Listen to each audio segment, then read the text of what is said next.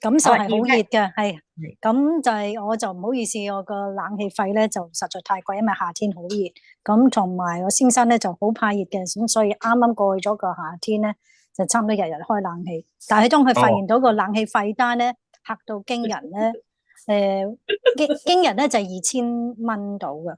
咁咧，我哋嘅慳錢方法咧，就走去附近嘅大家樂或者Pacific Coffee 坐，所以嗰個係長者樂園嚟㗎，阿 Margaret 都會知道嘅。大家樂朝頭早咧就即係我諗我哋係最老嗰群組嚟，咁啊坐嗰度咯，嚟慳電咯。咁我而家慳電嘅方法咧就係夜晚臨瞓之前咧，先至開個房嘅冷氣瞓覺，大概15分鐘咧，即係同時開風扇嘅。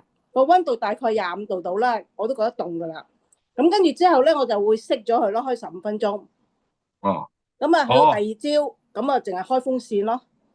哇，咁好犀利。啊，咁啊，覺得又唔會話太過熱，又唔會太過凍啦。因為你自己個感覺皮膚你自己知噶嘛。咁總之你以唔出汗舒服為準咯。咁啊，今年夏天就800零蚊電費2個月，我覺得 OK 啦。咁啊。冬天開始咧，就今年又唔係話覺得好凍啦。咁凍嘅時候咧，就冚多張被，擺件披肩喺個膊頭度，咁就暖氣都慳埋啦咁樣。咁啊，所以咧，即係上個月嘅電費咧，都係200零蚊到啦，唔過300蚊。哦，2個月計200零蚊就差唔多去到極致噶啦。咁所以咧就係好熱嘅，感受真係好熱嘅。咁啊，但係咧我就將全屋嘅家私或者慳電咧，嗰啲電咧，我就轉晒嗰個 LED 嗰啲燈啦。咁啊轉咗啲燈帶啦，咁啊可以又光啲啦，咁又會慳電啲咯。咁同埋買咗啲感應燈咧，夜晚就唔使特登去廁所嘅時候咧，就要開燈啦。咁啊嗰啲燈會着噶嘛，咁你亦都睇到路又唔會棘親啦。咁樣嚟慳電咯。係好。其實你好厲害喎嚇！以普通人嚟講咧，即係你間屋又大咧，即係800蚊2個月咧，都已經即係算好犀利㗎啦。咁另外咧，我自己平時點樣啊慳電咧？咁我就屋企咧，我就平時咧，如果熱天嘅時候咧，我咧就會開晒啲窗咯。咁就因為我係啊，咁我自己一個同埋個工人住嘅啫。咁我就有需要咧，我先開燈嘅。咁自己夜晚黑咧就你話係用冷氣咁嚟講啦。如果熱天嘅時候真係好熱嘅，咁我就會係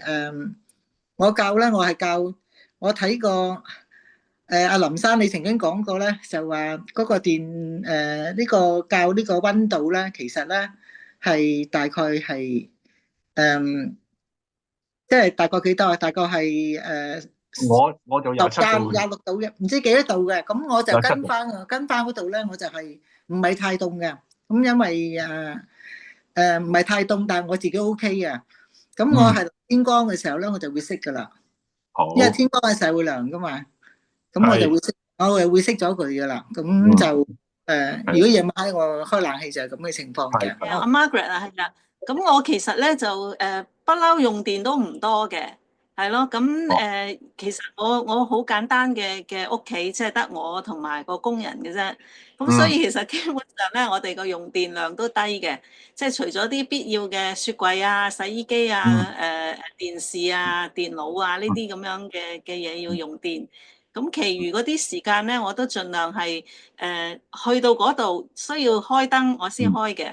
係咯，咁唔係嘅時候咧，我就通常都唔會開燈。話即係有啲人就習慣成間屋都光晒嘅，咁我就唔係呢啲類型嘅人嚟嘅，係咯。咁開冷氣亦都係咯，即係除非係真係好熱好熱，over 30度，咁我先至會開冷氣嘅啫。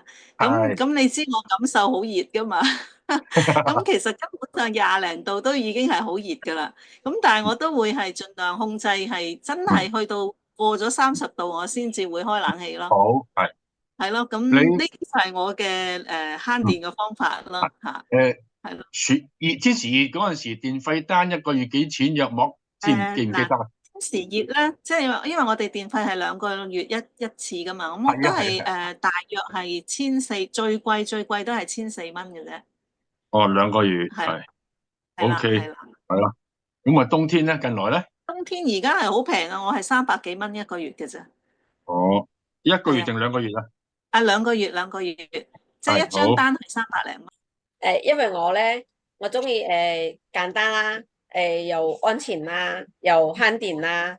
我哋可以借用即係太陽嚟發電啊，因為我屋企咧裝咗2個太陽能嗰啲板啦，可以用咧，自己可以用咧，即係嗰啲咧喺淘寶賣嘅，好平嘅啫，30蚊個。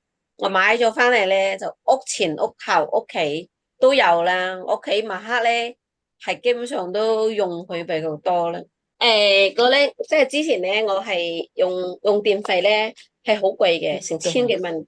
我而家可以減到用到240蚊、230蚊，最高用到250蚊。因為咧，我有時咧會用啲炭，即係喺啲炭啦，自己去公園有時啲柴執翻嚟啦，叫我仔咁樣咧，我攞啲炭翻嚟，我攞個花盆啦，焗住佢啦，燒着啲火啦，咁差唔多啲炭差唔多啲柴差唔多燒完啦，然後咧我俾啲泥冚住佢咧，然後炭咧就變成一條條炭出啦。有時我煲湯咧，我攞嗰啲即係陶瓷嗰啲鑊嗰啲爐啊，俾落去煲湯啦，嗰啲又好飲啦啲湯啦，然後咧整個背景，咁然後又好飲嘅湯啦，又可以慳好多電啦，所以真係有呢個平台俾我慳咗，喺埋一個月最少慳咗成800到900蚊左右。